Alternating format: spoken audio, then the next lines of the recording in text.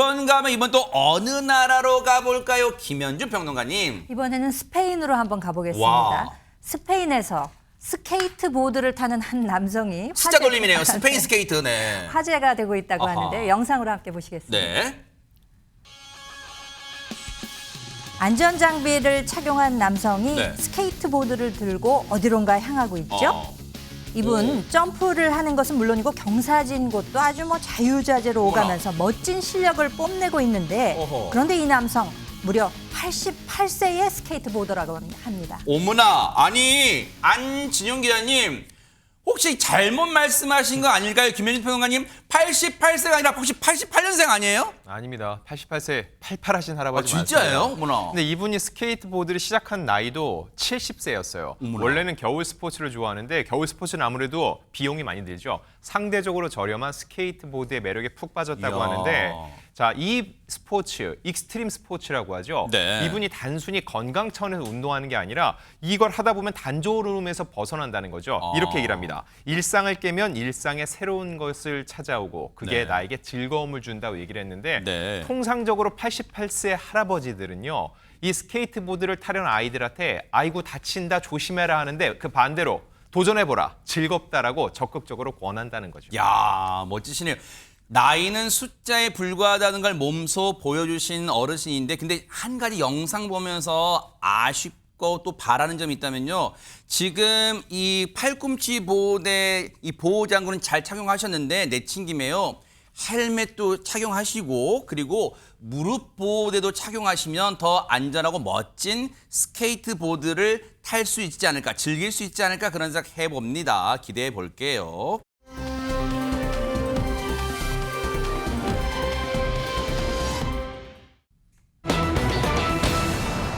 어머나 세상에 유재석 씨 하면은 뭐 광고 찍은 거를 셀 수가 없겠죠. 그런데 어떤 광고기를 저런 지금 얘기가 나왔을까요? 안진용 기자님. 네, 유재석 씨는 실내 아이콘이잖아요. 네. 근데 지난 16일 식약처는 식품안전나라 누리집에 한 비타민의 일부를 즉각 회수한다 이런 조처를 올렸는데 그 비타민이 바로 유재석 씨가 광고 모델로 나서는 비타민이라는 거죠. 오. 그 내용을 확인해 보면 네. 2025년 2월 11일 제조돼 소비기한이 2027년 2월 10일까지인 멀티비타민을 보관하고 있는 소비자는 구입한 업소에 되돌려주는 듯 회수에 참여해달라고 얘기를 했고요. 해당 제품을 보관하고 있는 판매자는 판매를 즉각 중단하고 반품하라는 내용이었습니다.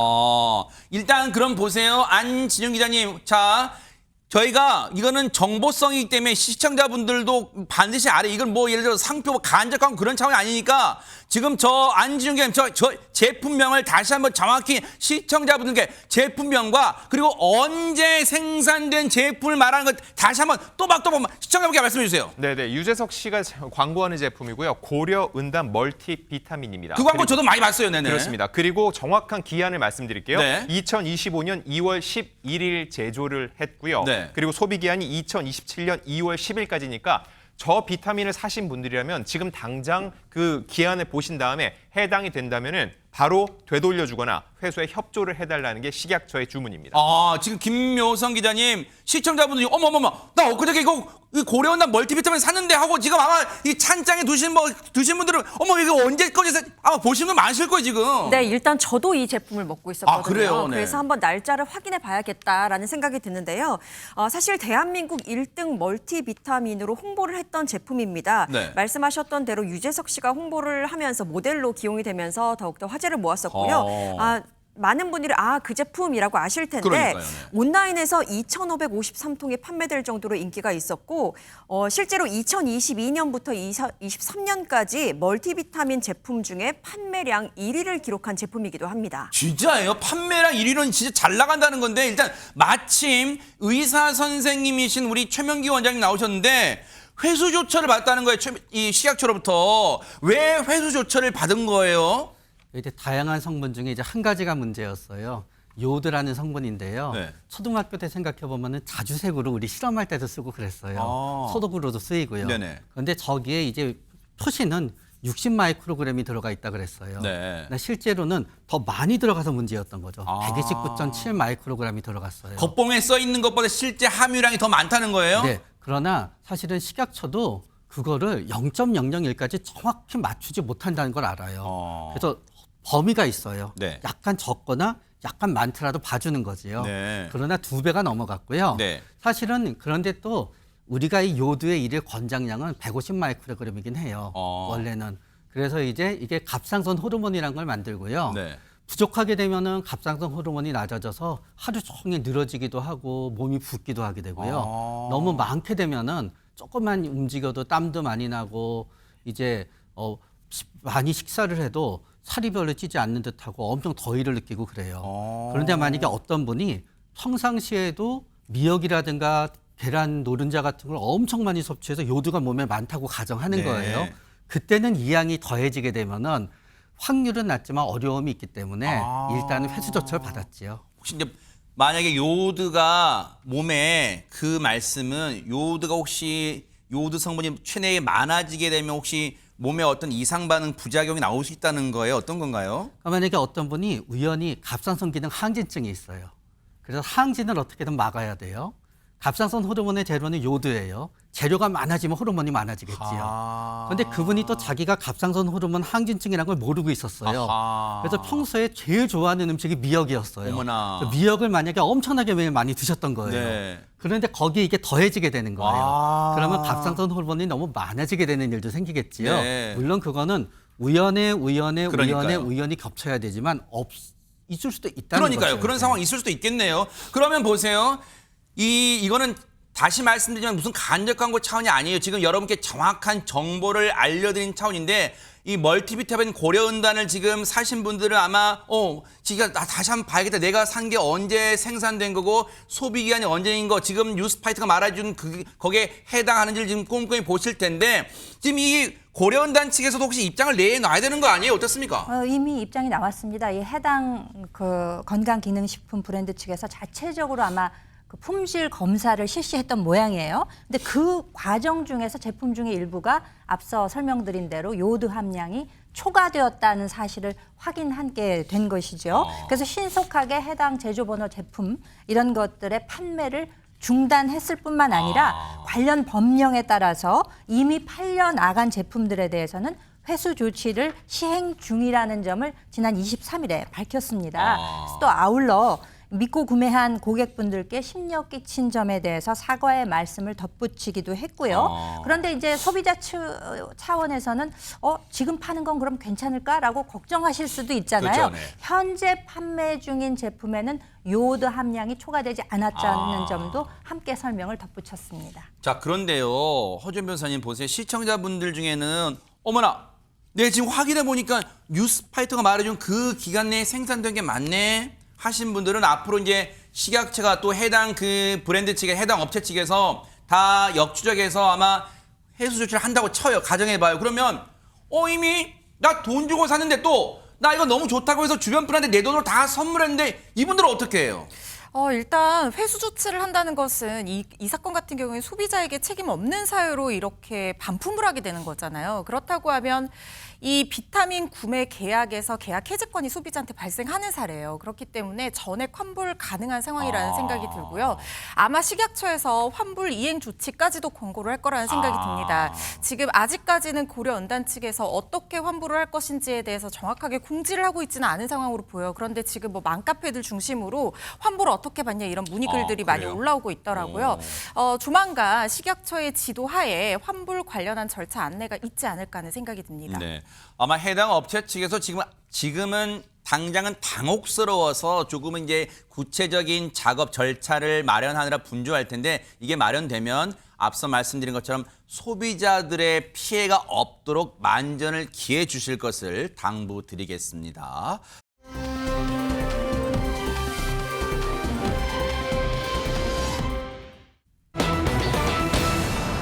어머나 세상에 70억이나 7억도 아니고 70억 수 있는 그 당돌한 여자가 누구예요 대체 김묘성 기자님? 네, 당돌한 여자는 노래 제목이죠. 정말 많은 사람들이 노래방에서 많이 부르는데요, 이 진짜요? 곡을. 네, 당돌한 여자를 부른 가수 서주경 씨 이야기를 하려고 어머나. 합니다. 현역가왕2의 탑7에 오른 분 중에서 강문경 씨 기억하시는 분들 많을 네네네. 텐데요. 강문경 씨가 최근에 한 방송에서 자신의 어떤 은인, 귀인으로 바로 이 서주경 씨를 꼽았습니다. 진짜요? 그러면서 되면서 강문경 씨와 서주경 씨가 함께 무대에 오르게 됐는데요. 네. 그 무대 먼저 확인해 보고 오시죠. 아하, 네네.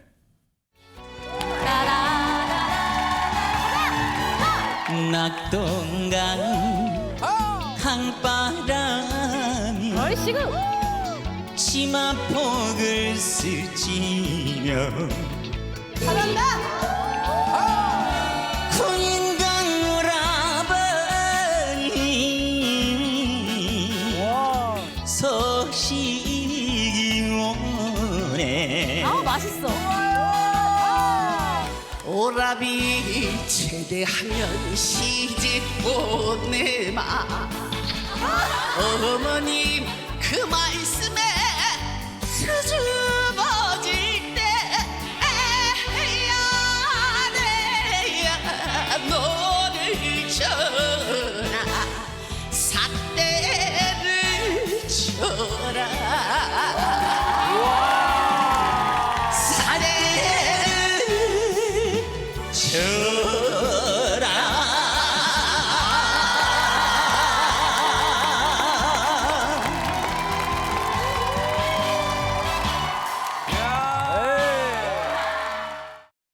저도 그냥 저절로 몸이 이렇게 되는데, 근데 안진용 기자님, 제 귀에만 그렇게 들리는지는 모르겠지만 서주경 씨랑 강문경 씨랑 목소리 색깔, 음색이 정말 비슷한데요?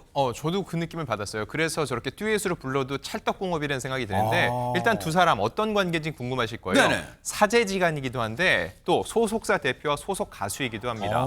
서주경 씨가 운영하는 회사의 소속 가수가 바로 강문경 씨인데요. 자, 서주경 씨는요. 원석을 발굴하겠다는 생각을 하고 후배들을 찾았는데 네. 저 강문경이라는 가수를 발굴하고서는 저 사람이 저렇게 스타로 발돋움하는데 아주 큰 역할을 했습니다.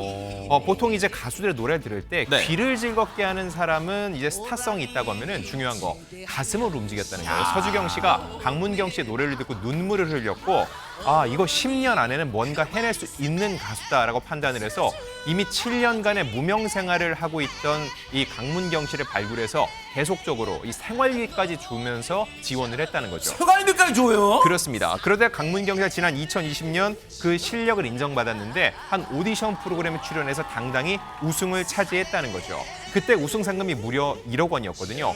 통상적으로 이제 이명웅 씨도 그렇고 우승 상금을 받아서 어머니 줬다는 얘기 많이 들으셨죠. 네네. 근데 강문경 씨는 1억 원의 우승 상금을 받아서 다름 아닌 본인의 은인이라는 서주경 씨에게 갖다 줬다는 겁니다. 어머나 세상에. 혹시 강문경 씨 부모님이 아이고 놈 새끼야 그거를 왜 다 갖다 주냐 이놈아 절반만 갖다 주지 뭐 그랬을지 모르겠지만 어쨌든 근데 은혜를 갚을 줄 아는 강문경 씨다 이런 생각 드는데 근데 보세요 김현주 평론가님 서주경 씨가 강문경 씨한테 최고의 은인이잖아요. 그런데 그렇죠. 서주경 씨한테도 뭔가 은인이 있을 거 아니에요. 은인이 있긴 있습니다. 어허. 네, 설명을 좀 드릴게요. 서주경 씨가 19살 때 한 유명 기획사에서 실시한 전국 오디션에 참가를 해서 가수로 데뷔를 하게 됐습니다. 그래서 1993년에 솔로곡을 발표하면서 정식 데뷔를 하는데 이후에 은인이 나타납니다. 오. 1996년에 네. 서주경 씨에게는 정말 은인 같은 노래, 당돌한 여자가 만나게 찾아오게 된 것이죠. 그래서 이 노래를 세상에 내놓으면서 정말 큰 인기를 모으게 되는데요. 네. 이 서주경 씨가 키가 굉장히 큽니다. 키가 172cm예요. 진짜요? 네. 굉장히 당시로서는 서구적인 외모. 이래서 더 아주 매력적인 가수로 성장을 하게 된 것이고요. 네. 이 서주경 씨의 당돌한 여자라는 곡은 무려 지난 19년 동안 노래방에서 애창되는 애창곡 탑5에 올라갈 정도로 19년간이나요? 그렇죠. 그래서 기네스북에도 등재가 됐다 그래요. 어머나. 그러니까 정말 은인 같은 노래라고 할 수가 있죠. 아하, 네. 서주경 씨의 목소리로 이 내용 한번 들어볼까요? 네네. 일부러 안 웃는 거 맞죠? 나에게만 차가운 거 맞죠? 알아요 그대 마음을 내게 빠질까봐 두려운 거죠. 꼭 당시 그 당시에 억 단위를 벗었던 네, 한 달에. 그 당시에 억이면 지금 몇십억 그죠? 그걸 한 15년 정도 했어요. 그러면 몇 조 있겠네요. 그렇지 않아요. 예, 왜냐면 일부러 안 웃는 거 몇 조? 어마어마한 수익을 가져다는 이 노래인데 김묘성 기자님도 노래방 가셔서 이 노래 많이 불러보셨죠? 예. 조금 불러봤습니다. 네네네. 네. 너무 당황했어요. 네, 정말로 많은 분들이 이 노래를 많이 부르셨는데요. 네. 근데 당돌한 여자로 정말 많은 인기를 얻었습니다. 하지만 부침도 있었어요. 아하. 소속사와의 갈등이었는데 그 갈등 때문에 한동안 생계를 위해서 야간업소 무대에 올랐어야만 했다고 합니다. 그래요? 근데 그때 참 여러 가지 일들을 많이 겪습니다. 뭐 유혹의 손길이라고 보여지는데요. 네. 26살 때는 한 기업 회장으로부터 백지 수표를 받기도 하고 또 다른 사람한테는 한 달에 생활비를 얼마 줄 테니까 내 애인이 됐으면 좋겠다라는 불쾌한 제안을 받기도 했답니다. 네. 그런 제안을 여러 차례 받으면서 회의감이 들었고 결국 은퇴를 결심하고 어머나. 몇 년 동안 무대를 떠나게 됐다고 합니다. 아니 근데 세상에 이런 사람이 있네. 최명규 원장님. 서주경 씨는 그저 노래가 좋아서 노래를 하고 싶어서 무대에 섰을 뿐인데 그것을 이상하게 악용하고 이상한 생각하는 어떻게 그런 인간들이 있어요 세상에. 맞습니다. 이게 불행의 연속인데요. 소속사와의 갈등이 있어서 이제 야간업소에 나갈 수밖에 없었다는 거는 결국은 방송 출연이라든가 정상적인 활동이 불가능했다는 거지요. 그러니까 어쩔 수 없이 그 범위에서 벗어나게 되는 야간업소에서 일을 하게 되었던 것 같고요. 그러다가 보니까 야간업소에서는 서주경 씨가 그렇게 어려운 처지란 걸 알게 되니까 거기에 대해서 어떤 의미에서 넘겨짚고 사람을 얕잡아보고 아이고. 무시하고 세상에. 그런 태도를 했었던 거고 더욱더 큰 모멸감을 갖다 느꼈을 것 어머나. 같고요. 또 야간업소에 계속 일을 하는 동안은 여기에서 이런 생활이 끝이 없구나라고 생각하다가 보니까 아마 심한 우울증에 걸려서 잠을 못 자게 되면서 노래를 부르는 것 자체도 불가능하게 되면서 세상에. 은퇴를 하지 않았을까 하고 한번 생각해 봅니다. 세상이 너무 야멸차다고 느꼈을지도 몰라요 서주경 씨. 왜냐하면 허준 변호사님 한창 인기를 얻었을 때 저런 모멸감, 굴욕감을 이 당하고 이 무대를 떠난 거잖아요. 그럼 혹시 서주경 씨를 다시 무대에 오르게 한 뭐 원동력 힘은 뭐예요 그러면? 그것도 당돌한 여자였습니다. 아, 그래요? 서주경 씨가 당돌한 여자가 인기를 얻으면서 이렇게 상처를 받고 무대를 떠나게 됐잖아요. 그런데 그런 서주경 씨를 다시 무대에 불러 세운 것도 아이러니하게도 또다시 당돌한 여자였다는 그래요. 거예요. 이게 진짜 불멸의 히트곡인 게 이게 96년에 발표가 됐던 곡인데 2002년부터 차트 역주행을 하기 시작하거든요. 그 계기가 있었던 게 그때는 이미 서주경 씨가 30대가 됐을 나이였어요. 전국 노래자랑에서 참가하는 사람들이 전부 다 당돌한 여자를 그렇게 많이 선곡을 하는데 이걸 부른 가수가 도대체 누군지 너무 궁금해한다는 거예요. 제작진이 그래서 서주경 씨에게 섭외 전화를 한 겁니다. 우리 전국 노래자랑에 초대 가수로 한 번만 서달라. 그래서 내가 이렇게 나를 원하는 분들이 내 노래를 이렇게 많이 불러주는 분들인데 내가 한번 무대에 서야겠다라고 하고 그때 전국 노래자랑 안동편에 선 거예요, 무대에. 어머나. 그런데 너무 환호가 빗발쳐서 눈물이 나서 2절을 다 못 불렀다는 세상에. 거예요. 그 정도로 자기가 그 무대에서 한번 뜨거운 감정을 다시 느끼고 네. 무대를 다시 사랑하게 됐다고 하고요. 아하. 그때 이후부터 더 이제 뭐 가수가 나와서 부르니까 입소문도 더 타고 전국 노래자랑 선곡도 많이 되고 하니까 어머나. 전국 행사 섭외 1순위에 올랐다고 합니다. 1년에 행사가 4,000개가 넘었대요. 근데 그걸 다 할 정도로 정말 눈코 뜰 새 없이 주체 없이 연락이 쇄도를 했다는 거예요.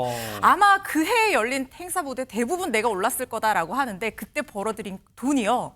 현금으로 무려 70억이었다고 대박 합니다. 사건이네요. 요즘으로 하면 로또에 한 5번 정도는 당첨이 돼야지.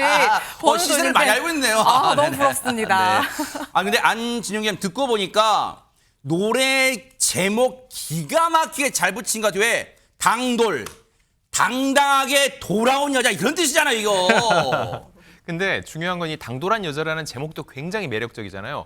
근데 사실 이 노래가 제대로 발표가 못 될 뻔했었다고요. 왜요? 왜냐면 제목이 원래는 이게 아니라 가사 중에 있죠. 술 한 잔 사주실래요? 그거 있죠, 이게 네네. 그게 원래 제목이었다고요. 술 한잔 사주실래요? 이렇게 하잖아요. 맞아요. 네. 딱 그 부분인데 네네. 이 느낌이 그 영화 속에서 이영애 씨가 했던 그 대사 라면 먹고 갈래요? 이거랑 약간 비슷한 느낌이잖아요. 그렇다 보니까는 아니 무슨 여자가 남자한테 술을 사달라고 하냐? 선정적이다 이런 느낌이 있어서 세상에. 그런 암흑한 시대가 있었어요 진짜. 그렇죠. 그래서 실제로 방송국에서 심의를 2번이나 이게 퇴짜를 맞았다는 거죠. 근데 그럼 그냥 발표하면 되는 거 아니냐고 했는데 그 시대만 하더라도 TV에 나오지 못하면은 사람들한테 알릴 기회조차 세상에. 없었다는 거예요. 그래서 술 한 잔 사주실래요 대신 당돌한 여자라는 제목을 택해서 심의를 냈고 그때 통과를 하고 비로소 이 노래가 대중에게 알려지게 됐던 거죠. 세상에 우여곡절을 이겨낸 만큼 앞으로 서주경 씨의 무대 또 당돌한 여자를 뛰어넘는 그 또 다른 노래, 또 다른 신곡으로 또 사랑받지 않을까 그런 생각해 봅니다. 뉴스파이터가 열심히 응원해 보도록 하겠습니다.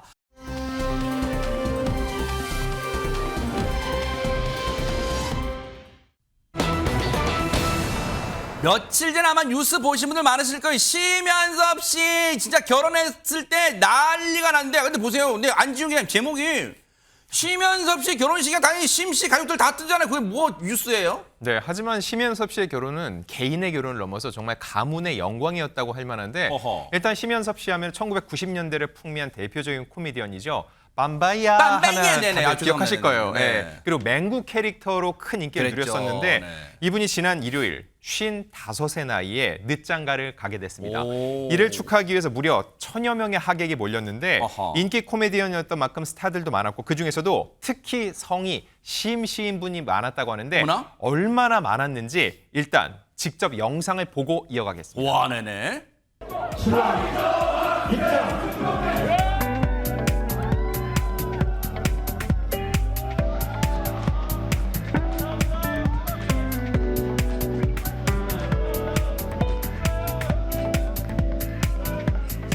작은 아픔에도 함께 눈물 지어주는 당신. 그 어린 마음을 평생 감싸 안아주는 남편이 되겠습니다. 우리의 결심이 새로운 시작에 선 이 순간, 지금 이 마음 그대로 당신과 영원히 함께 할 것을 참석하신 여러분 앞에서 굳게 맹세합니다.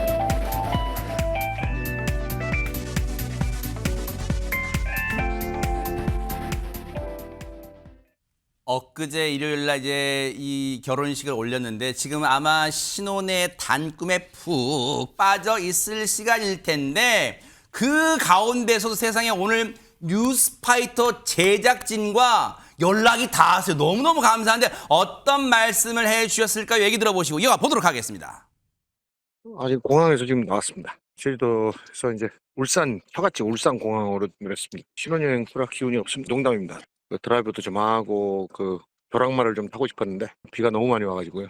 제가 목마를 태워줬습니다. 그냥 육안으로 봤을 때는 한 1000명이 좀 넘었죠. 성송심 씨 분들이 한 400분, 고등학교 동문회에서 한 400분, 청송군에서 불이 났어요. 마음이 무거웠어요. 그래서 우리 심 씨들의 더 힘을 파워를 보여주자. 제 결혼식 때 오셔갖고 또 으쌰으쌰 하셔서 또 식사 중에서도 이제 산불 난 거 어떻게 잘 우리가 도와줘야 되냐 그 얘기 회의도 하시고 자손 만대익기라고 저한테 이제 사활을 거셔서 오늘 손주볼 나이인데 제가 세상에 역시 이 뼛속까지 개그맨 뼈그맨다우세요. 진짜 저희 제작진과 인터뷰에서도 한 줄 한 줄마다 개그를 막 발산하는데 근데 김묘성 기자님 신혼여행 제주도 다녀오셨나 봐요. 네, 그렇습니다. 다녀오면서도 산불 걱정도 하시고 그러니까요. 고장을 너무 사랑하신다라는 맞아요. 마음이 드는데요. 네. 보면 청송 심씨 분들이 한 400분 오셨다고 했잖아요. 와. 400분 중에서 역시나 연예인들도 굉장히 많았습니다. 어허. 한 분 한 분 보면 일단 심연섭은 내 할아버지다. 심연섭은 내 증조 할아버지다. 그러니까 학렬을 따지면서 축하를 건네는 연예인들이 많았는데 네. 먼저 코미디언 심형래 씨는 나는 학렬로 삼촌뻘이다 그래요? 라고 이야기를 했고요. 와. 코미디언 심진화 씨는 심연섭은 우리 할아버지다 라고 이야기를 합니다. 그리고 가수 미나 씨는 본명이 심미나거든요. 아, 그래요? 내게는 심연섭 씨가 증조 할아버지다라고도 이야기를 했는데 네.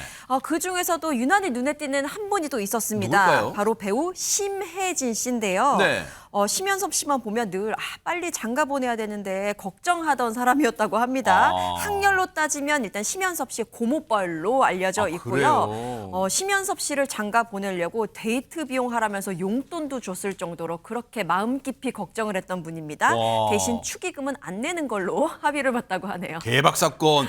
아니 그럼 혹시 허준 변호사님 가수 심신 씨는 안 왔어요?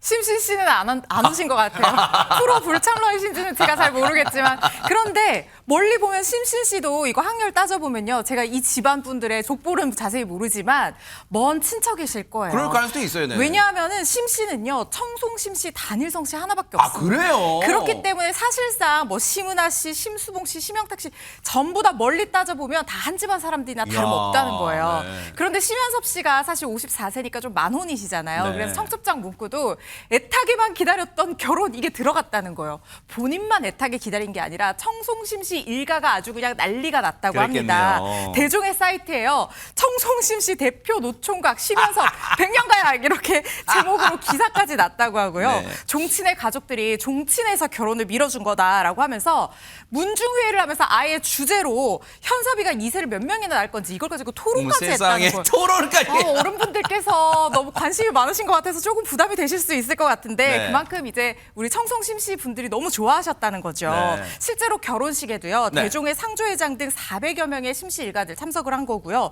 구호 덕담을 하면서 가문의 영광이다라고 얘기도 하고 청송심 씨 자손만대 잇기 운동 안효공파 24세 손 현섭 일가의 적극 동참을 기대합니다. 이렇게 적힌 지금 보시는 것 같은 플래카드까지 실제로 걸려서 와. 뜨거운 그 축하의 열기를 더했다고 합니다. 아니 김현주 평론가님 이 정도면 진짜 심연섭 씨가 2세를 낳으면 아마 문중에서 키워줄 그럴 태세요 진짜. 400분이 키워주실 것 와. 같은데요. 근데 이 내후년에 애를 낳게 되면 조금 늦장가를 갔잖아요. 네. 그러니까 내후년에 애를 낳아도 애가 중학교 들어갈 때 나는 이른이다. 세상에. 이런 얘기를 아마 심연섭 씨가 한 모양이에요. 네. 그럼에도 불구하고 이제 주위에 계신 어른들께서는 일단 낳기만 하면 우리가 다 키워주겠다, 장학금 주겠다, 뭐 하여튼 좋은 말씀들을 굉장히 많이 해주신 모양입니다. 근데 여기서 이제 제일 궁금한 거는 네. 이 심씨 가문의 며느리로 새 며느리로 들어온 분이 과연 누구일까 하는 게 제일 궁금하지 그러네요, 않겠습니까? 진짜. 네. 이분은요 11살 연하의 비연예인이라고 합니다. 심연섭 씨 아내분 되시는 분이요. 사실 이 심연섭 씨가 그동안 장가 가기 위해서 뭐 소개팅도 굉장히 많이 했었다 그래요. 그래요? 100번 이상 소개팅을 하면서도 굉장히 그 외로움 같은 거를 감출 수가 없었는데 네. 지금 이 아내가 되신 분을 만났을 때는 그 첫눈에 아마 그런 게 띵 하고 오는 게 있나 봐요. 네. 아 나는 이 배필을 만난 것 같다라는 아마 생각을 했던 모양이죠. 근데 외모는 네. 비연예인 아니 그냥 연예인이라고 해도 믿을 정도로 진짜 아름다우시네요 진짜. 아름다운 네, 대박 신부를 사건. 만났습니다. 그래서 이제 본인이 좀 마음이 조마조마했을 거 아니에요. 네. 11살 연하고 하니까 내가 프로포즈 하면은 받아줄까 뭐 이런 생각을 하지 않았겠습니까? 네. 그래서 이제 점집에 가서 물어봤다 그래요. 프로포즈 잘 되겠냐 이렇게 물어보니까 네. 이거는 제2의 엄마를 만난 격이다. 세상에. 그러니까 정말 좋은 배필을 만났다는 와. 뜻이지 않겠습니까? 네. 그래서 이후에 심연섭 씨가 이제 프로포즈를 하는데 부모님이 계시는 국립묘지에 가서 프로포즈를 했다고 합니다. 어머나? 아니 근데 축하해주는 지금 분위기였는데 갑자기 프로포즈 얘기를 듣다 보니까 안진영 기자님 심연섭 씨가 프로포즈를 한 장소가 부모님이 안장되신 국립묘지. 그럼 지금 부모님 안 계세요? 네, 두 분 다 이미 작고하셨고요. 특히 심연섭 씨 아버지는 심연섭 씨가 14살 때, 아버지는 45살 굉장히 젊은 나이에 숨을 거뒀습니다. 세상에. 근데 이분이 굉장히 유명한 분입니다. 11대 국회의원 심상우 전 의원인데 재직 당시 1983년 아웅산 묘역 폭탄 테러 사건으로 세상을 떠났었죠. 세상에 그 사건. 그렇습니다. 네. 이렇게 아버지가 세상을 떠난 후에 어머니와 함께 살아갔는데 그 후에 인기 코미디언이 됐고 좀 승승장구하던 심연섭 씨가 꽤 긴 시간 또 공백기를 가졌습니다. 네. 그럴 수밖에 없었던 이유가 있는데 어머니의 몸이 편찮으셨던 거죠. 그래서 무려 12년간이나 간병을 했는데 안타깝게도 어머니마저 세상을 떠나게 아이고. 된 겁니다. 그러고 나니까 심연섭 씨 입장에서는 너무 심적으로 고통스러웠던 거죠. 인생이 허망해 시골로 내려가려고 했는데 심해진 고모가 궁상 떨지 말고 주말에 와서 밥 먹어라고 얘기를 했다.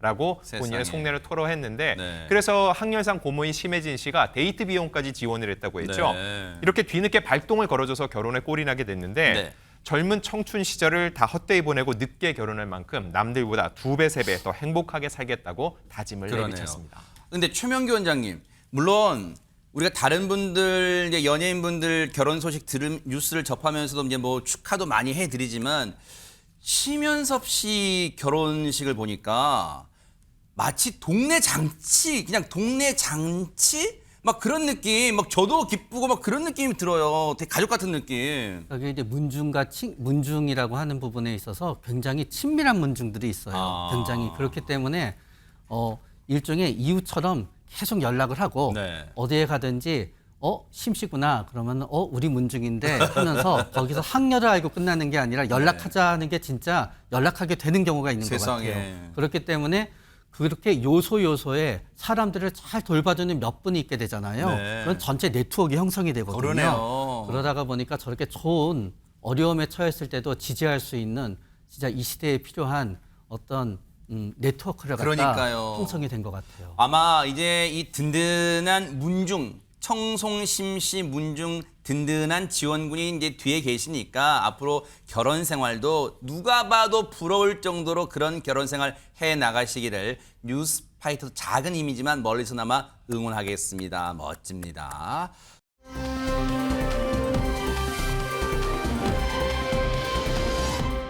그런가 하면 또 어떤 황당한 사건들이 있었을까요? 안진용 기자님. 네, 이 지금 코너 제목이 들이받고 발로 차고 도망가고였죠. 네네. 이번에는 이 발로 차고에 해당되는 내용입니다. 네? 지난 20일 새벽 대전의 한 술집거리에서 벌어진 일인데요. 배달업체를 운영 중이라는 한 자영업자가 공개 수배한다며 아시는 분은 연락을 달라면서 한 영상을 공개했는데 과연 어떤 영상일지 직접 한번 확인해 보시죠. 뭘까요, 이건 또? 네. 길을 걷던 남성들 잠깐 멈칫하죠. 들고 있던 우산이 저렇게 오토바이에 걸려버린 겁니다. 아. 자, 그런데 이 남성 우산을 쓱 빼더니 주차돼 있던 오토바이를 어머! 향해 저렇게 힘껏 발차기를 날립니다. 어머머! 오토바이가 쓰러지는 모습 보실 수 있죠. 근데 이 남성들은 세우지도 않고 아무 일 없다는 듯 저렇게 유유히 사라져버린 겁니다. 어머나 세상에 너무나도 황당하고 억울하실 거 아니에요. 지금 자영업자분요. 그 마음을 저희 뉴스파이터 제작진에게 털어놨어요. 한번 들어보시고 이어가 보도록 하겠습니다. 제가 배달 업체를 운영하고 있는데 저희 기사한테 빌려준 바이크인데 핸들이 돌아가서 직진이 안 돼요. 단순히 레저용 바이크가 아닌 저희 기사님들의 생계 수단인데 제가 웬만하면은 그냥 이런 거 안 올리고 넘어가려고 했어요. 근데 그 친구들이 일단 저희 기사님의 생계를 위협한 점이 너무 기분이 나쁘고요. 그리고 웃으면서 가는 게 우리 바이크가 무슨 잘못을 했습니까? 멀쩡히 가만히 있는 바이크한테 하이킥을 날린다는 거는 저는 용납을 못하는 상황이고요. 얼마나 억울하시면 저희 제작진과의 전화 통화에서 여러분 느끼셨죠? 목소리가 지금도 감정이 격해져서 가늘게 떨려오는 걸 느낄 수가 있어요. 그런데 지금 이게 분하다고 원통하다고 그칠 일은 아닐 것 같고 허주현 변호사님 혹시 저 발로 찬 사람들 오토바이를 아무 죄 없는 오토바이였잖아요. 혹시 이거 법적으로 처벌할 수 있는 그런 사안인가요? 그럼요. 재물손괴죄로 처벌될 가능성이 상당히 높아 보인다는 생각이 들고요. 오토바이 수리비 지금 많이 나왔다고 하는데 한 300만 원 정도 나왔다고 하거든요. 이거 다 배상해줘야 될 거라는 생각이 듭니다. 네. 오토바이를 세워놓은 곳이 배달기사의 집 앞이었다고 해요. 이게 주택가 이면도로로 보이는데 뭐 보행자와 차량이 같이 통행을 할 수 있는 도로인데다가 오토바이를 통행에 지장이 가지 않도록 우측으로 좀 붙여서 주차를 해놓은 상황이었기 때문에 이게 뭔가 문제가 있다는 생각은 들지 않거든요. 네. 그런데 그야말로 자기가 걸어가면서 약간의 부주의로 우산이 걸렸다는 이유로 오토바이에 화풀이를 한 거잖아요. 네. 오토바이 핸들은 물론이고 사이드 미러 다 부서졌다고 세상에. 하고요. 특히 이 배달용 오토바이는 음식을 싣고 달려야 되잖아요. 맞아요. 그 물건을 넣을 수 있는 박스라든가 엔진 덮개 이런 것들이 다 망가졌다고 해요. 이건 단순한 오토바이가 아니라 기사님들의 영업장이자 생계 수단이거든요. 그렇기 때문에 이 부분 상당히 죄질이 불량하다고 볼 것 같은데 이 자영업자에 따르면요. 본인들이 어떤 잘못을 했는지 깨닫게 해주고 싶어서 경찰에 신고했다고 하고요. 합의는 절대 해주지 않을 거라고 합니다. 지금이라도 아마 저 영상 속 남자는 자기가 한 행동 지금 뉴스파이터를 비롯해서 만천에 공개된 거 다 알고 있을 거예요. 그러면 지금이라도 저 가게 어딘지 알 거 아니에요. 그러면 다시 가서 배달업체 사장님한테 용서 구하고 이 수리비 다 전액 배상하고 그렇게 원만하게 합의를 보세요. 안 그러면 경찰이 출석하라고 하고 얘기할 거예요. 그런 망신 당하기 전에 잘 처리하기를 기대를 해보도록 하겠습니다.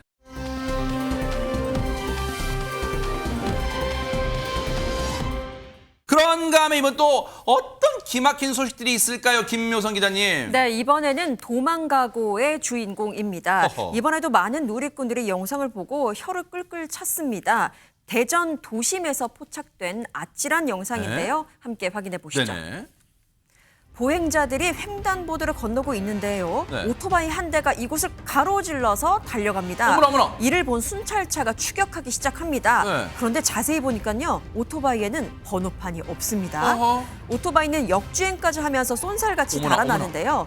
이후 골목길로 들어간 오토바이는 요리조리 도망쳐서 빠져나가더니 또다시 중앙선을 마구 넘나들면서 위험천만한 고개 운전을 펼치기 시작합니다. 세상에. 끈질긴 추격전 끝에 경찰은 서서히 이렇게 거리를 좁히면서 이 오토바이 운전자를 막아 세우는데 성공을 합니다. 놀랍게도 이 운전자 청소년이었습니다. 에? 청소년, 미성년자란 얘기예요. 아니, 하마터면 많은 인명피해 낼 뻔도 했어요. 최명기 원장님, 아니 철딱서니가 없다고 저렇게 철딱서니가 없습니까 진짜. 맞습니다. 본인이 본인이 보험이 안 들어있는 상황에서는 사고가 나게 되면은 어떻게 해결할 수가 없잖아요. 지금 저게 무슨 짓이야 지금 저게. 맞습니다. 근데 자기가 절대로 사고가 나지 않고 굉장히 오토바이를 잘 몰고 있다고 착각하는 거예요. 하하. 그러니까 본인이 엄청난 실력이 있는데 그거를 갖다 사용하지 못하니까 답답하다고 본인이 생각하게 되는 거죠. 네. 그러다가 보니까 정상적인 사람은 등록된 오토바이를 빌려줄 수가 없잖아요. 네. 그러니까 미등록된 오토바이를 갖다 빌리게 된 거고 아하. 그러다가 보니까 보험이 안 돼 있고 그러다가 보니까 사고가 나게 되면 더 많이 달아나야 그러겠네요. 되고 악순환이 벌어지게 된 거지요. 그렇지만 또 이번에 이 일이 계기가 되어서 결국은 이렇게 본인의 운전이 사고가 날 수 있다는 가능성을 깨달아서 그렇죠, 맞아요. 이제는 좀 더 조심스러운 청소년이 되었으면 좋겠습니다. 글쎄요, 반성할지 모르겠어요. 경찰은 결국 이 청소년을, 이 철딱선이 없는 청소년을 난폭 운전 혐의로 일단은 나중에 이제 사건을 처리할 거예요. 앞으로 좀 정신 차리길 바라겠습니다.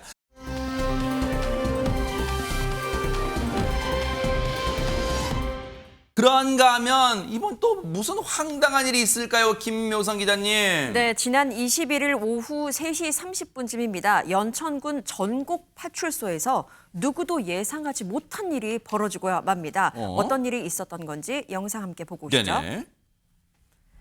차량 한 대가요 갑자기 파출소 어머! 건물로 돌진을 했습니다. 어머머머! 정문 기둥을 들이받은 어휴! 후에 멈춰선 차량으로 놀란 사람들이 이렇게 모여드는데요. 이 세상에. 운전자에게 도대체 무슨 일이 있었던 걸까요? 아니 지금 파출소 최명관님 다른 데도 아니고 오늘 최명관님 바쁘세요 지금 보니까. 네. 지금 다른 데도 아니고 파출소를 차로 들이받았어요 지금. 저분이 정신병원에 입원을 한 적이 있었대요. 어허. 근데 정신병원에 입원을 할 때 우리나라에는 이제 응급입원이라는 제도와 시도지사에 의한 입원이라는 제도가 있어요. 어떤 경우인가 하면은 굉장히 위험한 상황, 자해나 타해가 우려가 되는데 네. 그 상황이 뭔가 정신과 질환을 갖다 앓고 있는 것과 연결이 되어 있는 거예요. 네. 그래서 단지 어딘가에 행동을 제한하는 게 치료가 동반돼야만 되는 상황이 있는 거죠. 그런 경우에는 이제 응급입원이라든가 시도지사에 의한 입원이 되게 되는데 위험 상황이니까 경찰이 있게 되는 거고 네. 경찰이 관련된 곳에 연락을 하게 되는 거고 그 과정 중에서 경찰이 안전하게 보호를 하게 되는 거죠. 아하. 그거를 결국은 경찰이 본인을 병원에 입원시켰다라고 본인은 생각한 거예요. 그 앙심 품은 거예요? 네, 그 상황을 불러일으킨 본인의 잘못은 하나도 그러니까요. 생각하지 않는 거죠. 예. 그나마 인명피해가 크지 않아 천만 다행이었던 가슴을 쓸어내리는 장면이었습니다.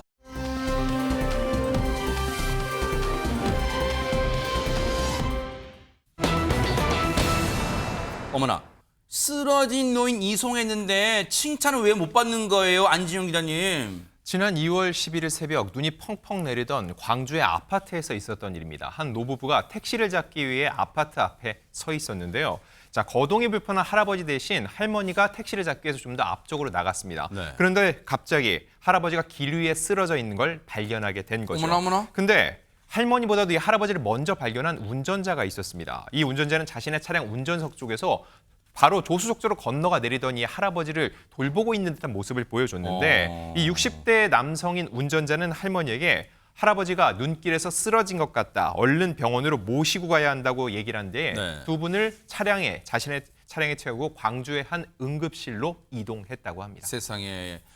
상황 듣고 보니까 만약에 할머니 혼자 그 길가에 계셨다면 막막했을 텐데 이 운전자분 참 좋은 일 하셨어요. 지금 그럼 할아버지는 어떠신가요? 지금 상태가. 근데 그 병원에 이송될 당시부터 이 할아버지는 그 다리가 골절되는 또 굉장히 심한 부상을 아마 입으셨던 모양입니다. 그런데 안타깝게도 병원으로 이송된 후 5일 만에 돌아가시고 말았습니다. 어머나, 세상에. 그래서 이렇게 사건이 마무리되는가 싶었는데 그런데 유족들은 돌연 이 할아버지를 병원으로 이송해준 60대 남성을 고소하기에 이릅니다. 아니 근데 김묘선 기자님 물론 할아버지께서 세상에 돌아가신 거는 안타까운 일이지만 그렇다고 당시에 도움을 드린 운전자분을 고소한다는 게 이게 왜 그런 거예요? 그렇죠. 여기까지만 들으면 이 유족분들의 행동이 상식적이지 않아 보입니다. 그런데 이만한 이유가 또 있었는데요. 유족들이 들었던 이야기가 있습니다. 바로 의료진이 한 말입니다. 네. 의료진은 할아버지가 자동차 등 물리적 충격에 의해서 사망한 것으로 보인다라는 소견을 듣게 된 겁니다. 어머나? 굉장히 의미심장한 말이죠. 네. 그래서 가족들은 가만히 있을 수가 없었고 바로 그 60대 남성을 자신이 교통사고로 내놓고 도주한 것이 아니냐라는 의심하에 남성을 고소하게 이르는 겁니다. 어머나. 얘기 듣고 보니까 이거 소름 끼치는 충격적인 반전이잖아요. 안진용 기자님 세상에. 일단 유족들의 고소가 접수되고 경찰이 곧바로 수사에 착수했는데 경찰은 남성의 차량에 블랙박스가 있다는 확인하고 확보하려고 했지만 확보하지 못했습니다. 대신 그 주변에 인근 폐쇄로 카메라를 전부 다 확보를 했고 네. 2달간의 수사 끝에 이 60대 남성을 범인으로 특정하게 됐던 겁니다. 자, 사고 당일 일단 할아버지와 할머니는 택시를 잡기 위해서 이 아파트 입구에서 10m 정도 떨어진 곳에 있었는데 네. 할머니가 택시를 부르기 위해서 잠시 다른 방향을 볼 때 이 운전자가 할아버지를 차로 들이받고 할머니를 속여서 병원으로 이송했다고 경찰은 판단을 한 겁니다. 이 60대 남성 당시 병원에 간 후에 본인의 인적 사항을 남기지 않고 귀가한 정도 상당히 의심이 가는 부분이라고 하는데 그래서 경찰은 특정범죄 가중처벌법 위반, 도주치사 혐의로 이 남성을 불구속 송치했습니다. 세상에. 지금 최명규 원장님 상황만 보면 보세요. 남성의 행동이 그리고 이제 아마 이제 경찰이 2달간 CCTV를 정밀 분석한 것 같아요. 지금 남성의 행동이 뭔가 캥기는 구석이 왜냐하면 병원에 모셔온 것까지 좋아하지만 연락처도 안 남기고 지금 그냥 현장에서 이탈했다는 거 아니에요. 그러나 이 남성은 아마 자신의 일을 인정하지 않을 겁니다. 이 남성이 만약에 사고를 일으키지 않았다 그러면은 자기가 정정당당하니까 인정을 안 할 거고요. 네. 사고를 일으켰다 하더라도 이 남성은 아마 그래도 나는 구호조처해서 병원까지 갔으니까 본인을 합리화할 거예요. 그러면서 그 자리에 있으시고 피하지 못한 게 문제지 내가 뭐를 잘못했지? 아마 생각하면서 저는 인정 안 할 가능성이 높다고 생각합니다. 아니 근데 이거는 허준 변호사님 앞서 경찰이 2달간 주변 CCTV 정밀 분석했다면서 CCTV에 그러면 그 사고 장면이 고스란히 남아있을 거 아니에요. 일각의 보도에 따르면 눈이 많이 내려서 희미하기는 하지만 이 남성의 차량이 할아버지를 충격하는 모습의 CCTV를 확보를 했다고 합니다. 이게 2달 뒤에 이게 구소가 들어간 건데 정말 천운으로 CCTV 자료가 남아있었던 게 아닌가 싶은데 그 자료하고 그 시간대에 눈이 많이 왔기 때문에 이 남성의 차 말고는 통행한 차량이 없었다는 거예요. 그런데 이 할아버지의 사인은 차량에 의한 충격이잖아요. 그렇기 네. 때문에 이 남성이 지금 강하게 의심되는 상황인데 문제는 형사법정에서 처벌까지 이어지려면 합리적 의심의 여지 없이 이 혐의 자체가 입증이 돼야 되거든요. 설령 사고 사실이 입증이 된다 하더라도 도주의 고의까지 입증을 해야 되는데 이 남성 경계석 충돌인 줄 알았다라고 하면서 혐의 부인하고 있기 때문에 결국에는 처벌까지 이어질지는 지켜봐야겠습니다. 이 사건 어떻게 흘러갈지 지켜보도록 하겠습니다.